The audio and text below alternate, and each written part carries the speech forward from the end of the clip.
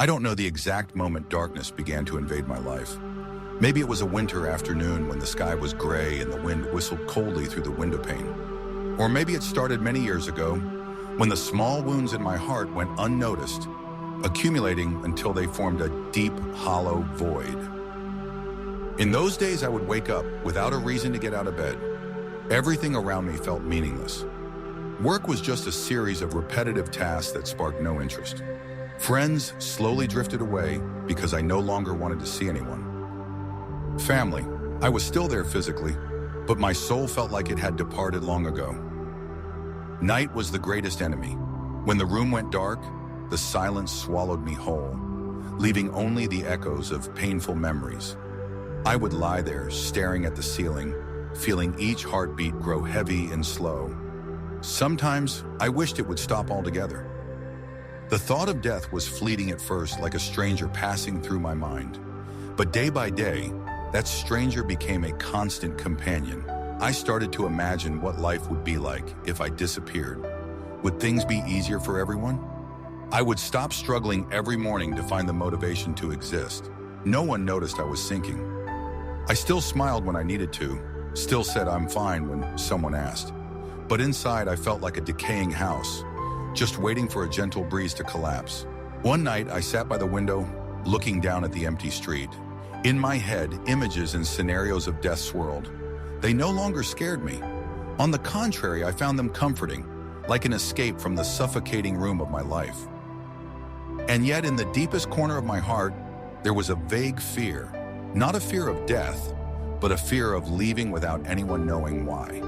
A fear that it would all end with a simple sentence. I guess he just couldn't take it anymore.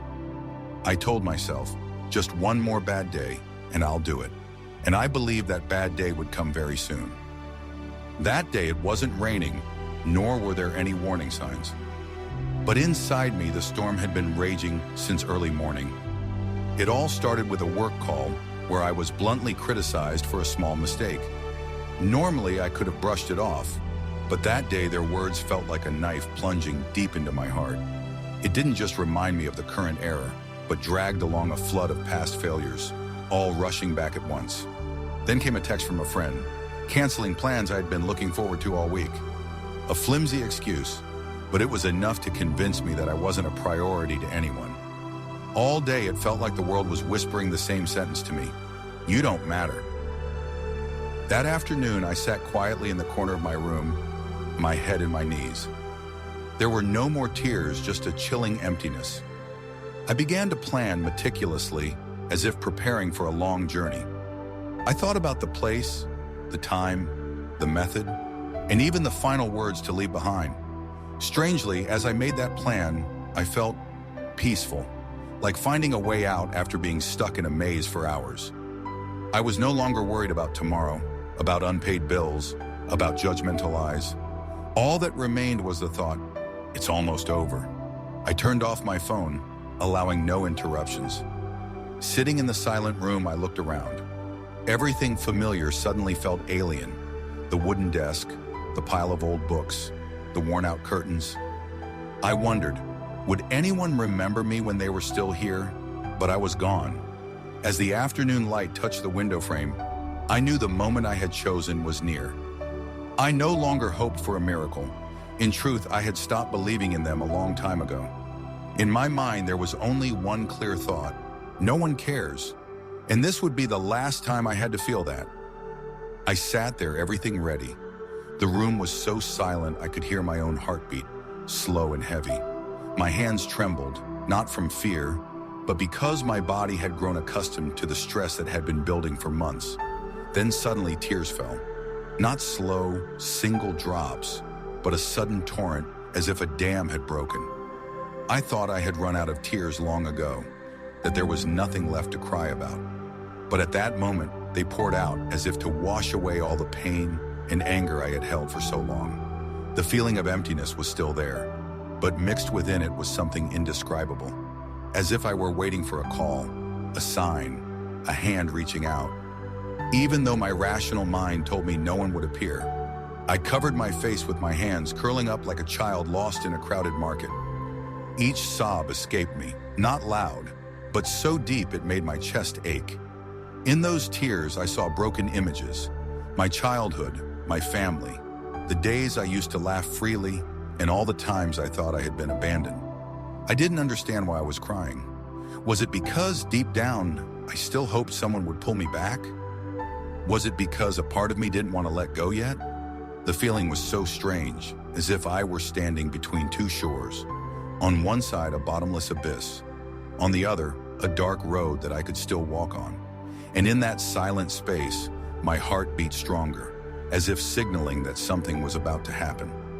That night, I didn't know I would receive an answer. But those tears, unexpectedly, were the beginning of a rescue. I sat there, my eyes blurred with tears, having lost track of how long I had been crying. Everything around me was still silent, except for the sound of my own heavy breathing. Then, in the moment I thought I had completely fallen apart, something strange happened. It wasn't the phone ringing, not a knock on the door, nor any sound from outside. It was a voice, gentle, clear, resounding deep within my mind. "Don't do it, my child. I am here." I was startled. My whole body froze. My heart beat faster, but not out of fear, out of an overwhelmingly strange sensation. That voice was different from any thought I'd ever had. It didn't sound like my own, nor did it carry a tone of blame or hasty advice. It was a deep, warm voice, like an embrace from within. I tried to find an explanation. Was it a hallucination? Was I so exhausted and stressed that my mind was creating things? But my heart disagreed with that logic. Deep down, I knew that voice was real. The words "I am here" echoed in my mind, like a beat in sync with my heart. I suddenly realized that for so long, I had believed I was completely alone. But in this moment, a being was telling me that I had never been abandoned. I let go of the weapon of my despair. My hands trembled, but this time for a different reason. A lighter, warmer feeling, as if I had been held back from the edge of a cliff. The space was still silent, but I no longer felt alone. In my heart, a tiny spark had just been lit. I didn't know where it would lead me, but I knew I needed to listen more. I was still sitting there, my heart racing from the words that had just echoed in my mind. "Don't do it, my child. I am here." I hadn't even processed what had just happened when suddenly the phone rang. The sound pierced through the heavy atmosphere that enveloped the room. I hesitated. A part of me wanted to ignore it, but another part urged me, "Answer it." I picked up the phone. On the screen was the name of someone I hadn't contacted in a very long time. An old friend who once understood me better than anyone. The message was just a few words. "I don't know why, but I was just thinking of you. Are you okay?" I was speechless. Why now, at this very moment when I was at the bottom of despair, did this person message me? Why at this exact time, not sooner or later? I sat motionless, tears streaming down my face again, but they were no longer tears of desperate sorrow. This time, they were tears of shock, of emotion, and a certain feeling that this was not a random coincidence. I remembered the gentle voice from before, and now, this message felt like concrete proof. An unseen hand had just intervened. Not to blame me, but to pull me back from the fragile line between life and death. I put the phone down, clutching it tightly in my hand. Something inside me had just shifted. It was small, but it was real. I began to ask myself, maybe God is really here. Maybe He never left me, and maybe He just saved me. That night, the room was as dark as ever, but something was different. I was no longer sitting motionless with my unfinished plan. I curled up in bed, the phone still beside me, that message like an indelible mark on my mind. The tears kept flowing, endlessly. I cried until my chest hurt and my throat was raw. It wasn't just crying out of sadness. I was crying because I had just realized how close to the edge I had been, and because of the strange feeling that someone had just pulled me back. Through choked sobs, I whispered, not knowing who I was talking to, "If you are really here, can you save me?" The question echoed in the quiet space, sounding like a distant echo, yet so clear in my mind. I didn't expect an immediate answer, But as soon as I said it, a wave of warmth spread through my body, as if someone had gently draped an invisible blanket over me. I continued to speak, this time a torrent of questions, fears, and frustrations I had never dared to voice to anyone. Why has my life come to this? Are you really listening to me? Do you even care? No one answered with words, but deep down, I felt a peace gentler than any sedative could provide. That feeling didn't instantly erase all my suffering, but it was enough for me to know I would not die tonight. And that night, for the first time in months, I fell asleep without being chased by nightmares. The next morning, I woke up with swollen eyes and a heavy head. But one thing was different. I no longer immediately thought of death. Instead, the question from the night before kept replaying in my mind, if you are really here, can you save me? I didn't know the answer, but I knew I needed to find it. So I opened my computer and typed in vague keywords. God saves suicidal people. God's word for the hopeless. Overcoming depression through faith. The results showed a series of articles, videos, and testimonies from people who had stood on the same ledge as me. Some had taken sleeping pills but miraculously woke up. Others had stood on a bridge and heard a voice that pulled them back. Each story was like a small ray of light piercing through the darkness in my heart. Then I clicked on a video. The image that appeared was a man with eyes full of sincerity.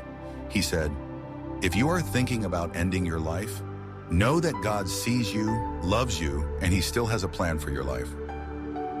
I didn't understand why those words touched me so deeply. I started crying right in front of the screen, as if He were speaking directly to me. When the tears stopped, I saw that the video description quoted a Bible verse. "For I know the plans I have for you, declares the Lord. Plans to prosper you and not to harm you, plans to give you hope and a future." I read the verse over and over, feeling as if someone were whispering in my ear, "You still have a future, you still have hope." That day, for the first time in months, I wanted to live one more day, to find out if it was true that God had saved me. That evening, the room was as silent as always, with only the soft yellow light from the desk lamp casting onto the empty wall. I sat on my bed, hands clasped tightly. A strange feeling arose within me. I wanted to try talking to God, but I was also afraid I would be left in silence.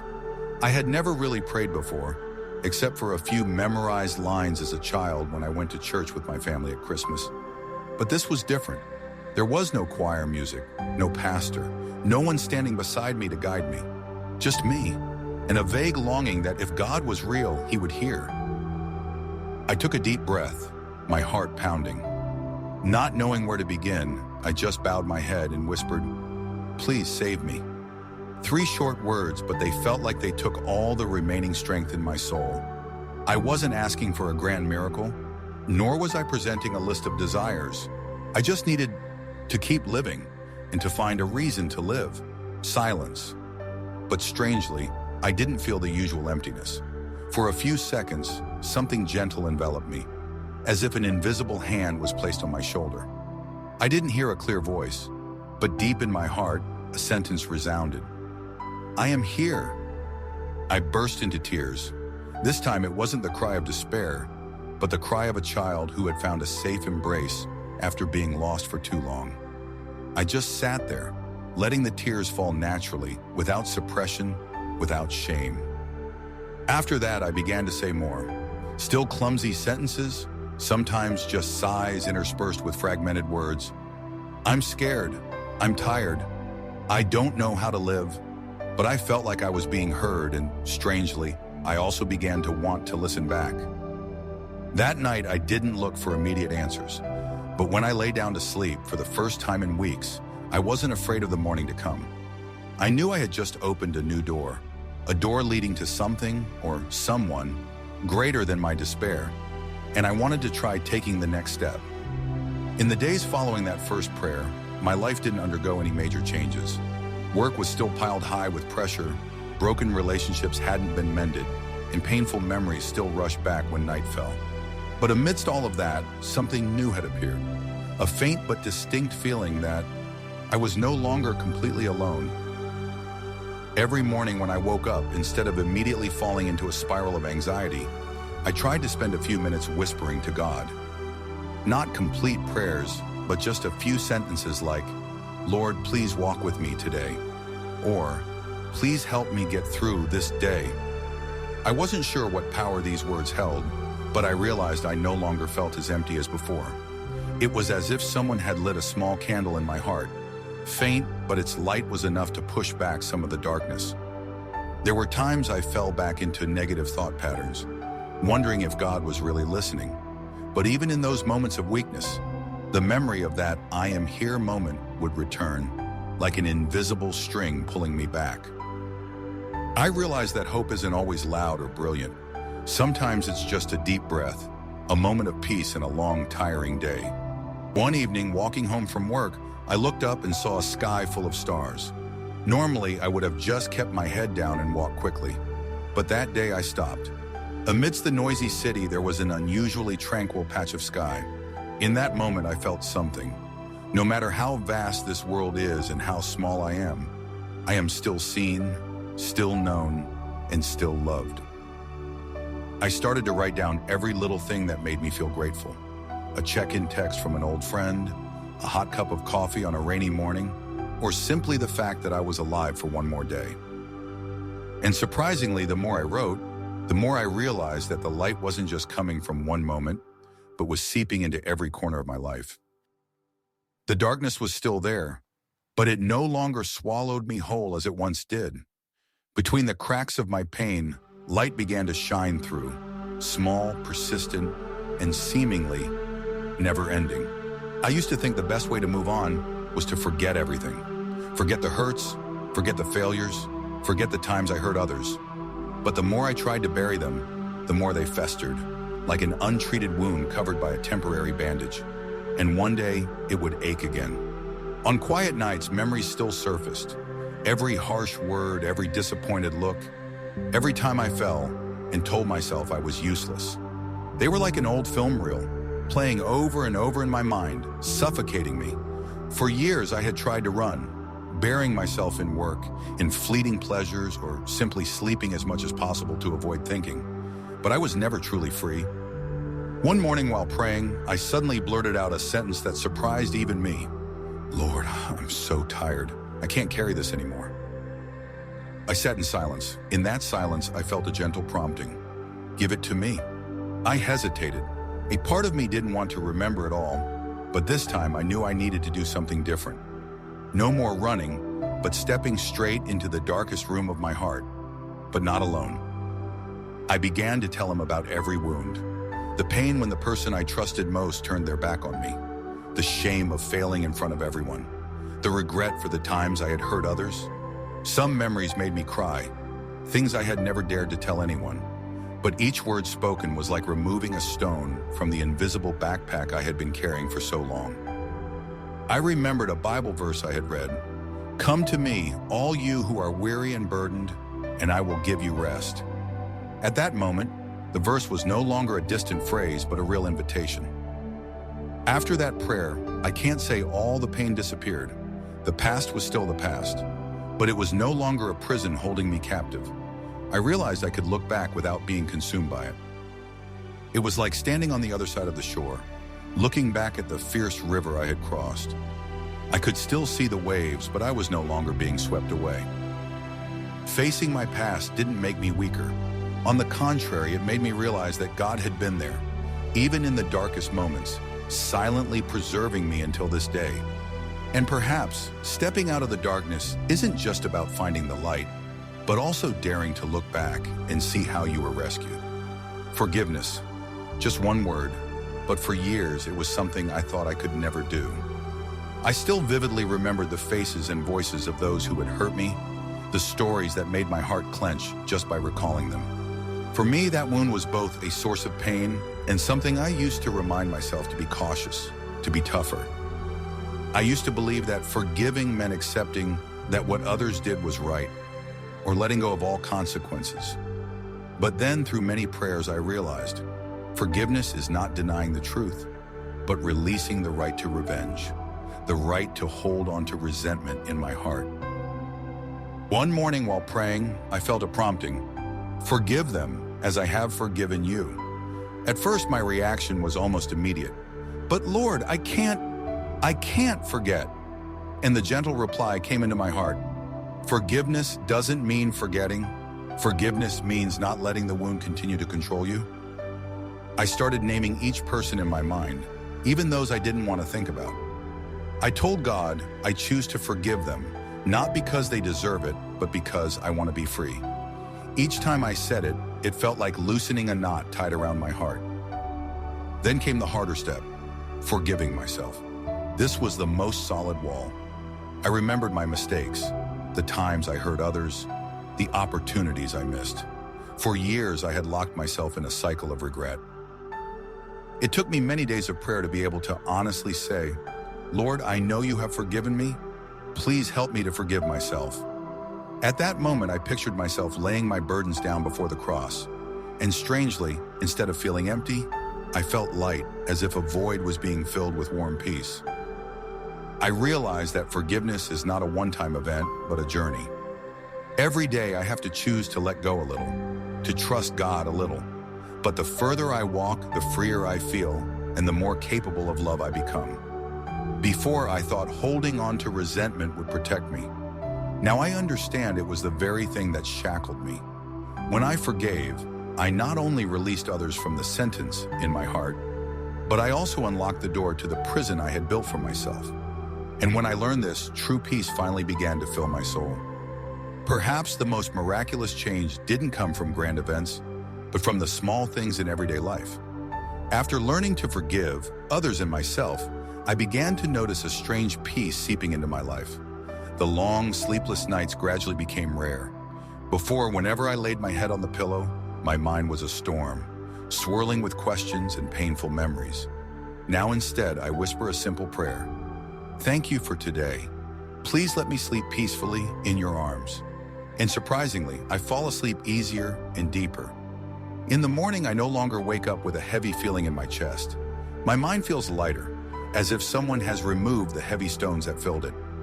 I started to notice the morning light more clearly, to hear the birds singing that I had never paid attention to before, and to feel my heart smile over a hot cup of coffee on the table. More importantly, I felt that I was loved and valued. It was no longer the opinions of others or personal achievements that defined who I was. It was because the one who created me, who saved me from the darkness, still looked at me with loving eyes despite my past. There were times I stood in front of the mirror and saw a different person, not in appearance, but in the eyes. Before, my gaze was dull, tired, avoiding everything. Now I see a firmer look, one that holds life and hope. I also started to laugh more, a laugh not meant to hide suffering, but because I genuinely felt lighthearted. Those around me noticed the change too. A colleague once asked, "You look so different lately. Did something good happen?" I just replied, "I've been born again." This process of inner rebirth didn't happen in a day. There were times when old sadness came knocking, but now I no longer let it define me. I know I have a firm foundation and that I am never truly alone again. Looking back, I realized the miracle wasn't just that God saved me from my suicide attempt that day, but that He continues to heal me, bit by bit, so that I don't just survive, but live a new life. I used to think my story was too ugly to be told. Who would want to hear about nights spent drowning in tears and about the moment I almost ended my own life? But then one day, everything changed. That day, I met an old friend at a coffee shop. At first, we just talked about work, family, the usual pleasantries, but I noticed something tired in her eyes, just like mine used to be. When I asked her about it, she reluctantly admitted that she was under immense pressure, feeling exhausted and no longer wanting to try. I was silent for a few seconds, fighting an internal battle. Should I tell her? Should I open up the darkest part of my life for someone else to see? Then I remembered how God had saved me, and I understood that silence at this moment would be selfish. So I began to tell my story. Without beating around the bush, without embellishment, I talked about the darkness that had enveloped me, about that fateful night, about the gentle voice that had pulled me back from the brink. I even told her the things I was most ashamed of, the despair, the emptiness, the thoughts of wanting to disappear from the world. And then I told her how God had changed me, little by little. As I spoke, I saw my friend's eyes well up with tears. Not out of pity, but because she saw herself in that story. When I finished, she sighed and said, "I thought I was the only one who thought about that. I didn't think anyone could understand. But now I know, maybe there's still hope for me too." Her words stunned me. I realized that the story I once wanted to hide had the power to save someone. Not because I was special, but because God had done something special in my life. And if He did it for me, He could do it for anyone. From that day on, I began to open up more. I told my story to a small group at church, then to a relative who was struggling with depression, and then shared a few lines on social media. Each time I shared, I received unexpected responses, words of thanks, private messages confiding in me, and even people saying that my story had kept them going through a difficult night. I realized something. God didn't just save me so I could live, but so I could become a witness to His love and salvation. My story, though painful, was no longer a shameful burden. It was a gift I had to share, and I began to live with a new purpose, to give away the hope I had once received. When I realized I was kept alive not by random luck, I started to see life through a different lens. Every morning I wake up, I no longer ask, "Why am I still here?" But instead, "What can I do today to let someone know they are not alone?" I started with small things. Occasionally, I'd send a check-in message to friends I hadn't contacted in a while. Sometimes I'd simply write a short sentence on social media. If you're feeling tired today, remember that you are still valuable and still loved. I never expected those seemingly simple words could touch so many hearts. Then a friend invited me to join a support group for people with depression and suicidal thoughts. I was hesitant at first, afraid I didn't have enough psychological knowledge, afraid I'd say the wrong thing. But I also knew I had something that books couldn't teach, a real experience and the faith that saved me. In the group, I met many faces with the same empty eyes I once had. I didn't offer cliché advice. I just told my story, and then I sat and listened. Sometimes what people need most isn't an immediate solution, but knowing that someone is willing to sit with them without walking away. Gradually, I found myself becoming the person I had needed when I was in the darkness. I learned not to judge, not to rush to fix anyone, but to walk with them through each small step. I sent them the Bible verses that had lifted me up, invited them to pray with me, or simply went for a walk with them to get some fresh air. Some stories had beautiful endings. People rediscovered their reason to live, smiles returned to their faces. But there were also stories that broke my heart because I couldn't save them in time. In those moments, I would fall to my knees in prayer, giving God my sadness and helplessness, and then get back up to continue the journey. I realized that my mission isn't to save everyone, but to be faithful in the part I've been given, to plant seeds of hope while the sprouting is up to God.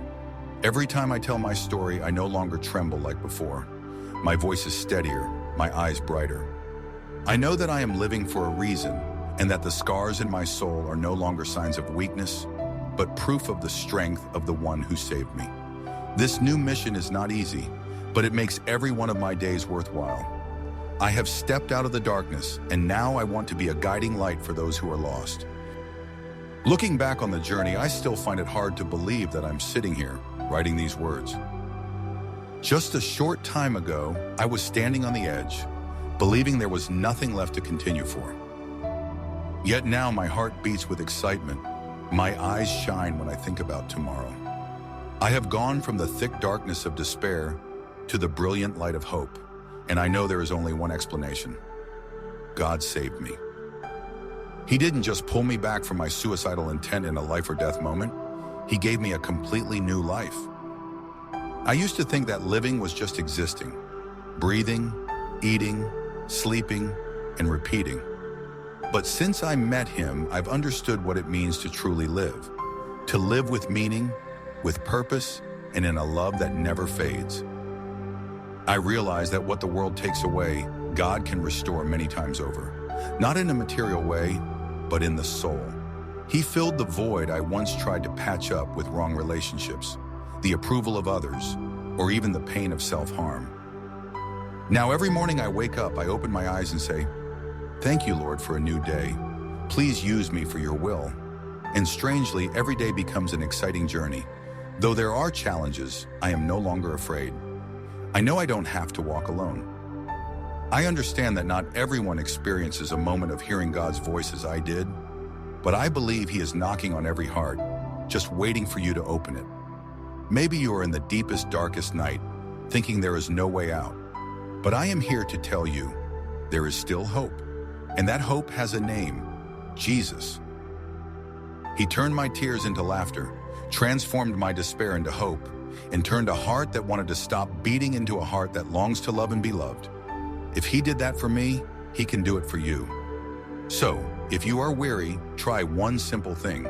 Close your eyes and say, Lord, if you are really here, please save me. You will be surprised by how He answers. Sometimes immediately, sometimes through a friend, a word, or a small event you never expected. I have found the source of eternal life, and He is not far away. He is right beside you, waiting for you to turn back and take His hand. You can start over today. If you have read this far, I believe this story has touched a part of your heart. I don't know where you are on your journey, in the light or in the darkness, but I know one thing for sure, you are not alone. God is still seeking you, just as He found me. And if He saved me from the brink of ending my life, He can also save you, heal you, and give you a new beginning. If you want to continue receiving stories, shares, and words of encouragement to walk in hope, please subscribe to the channel right now. It will not only help you not miss new content, but it will also help us spread the message that there is always hope for anyone. Subscribe, turn on notifications, and let's walk in the light of the Lord together every day.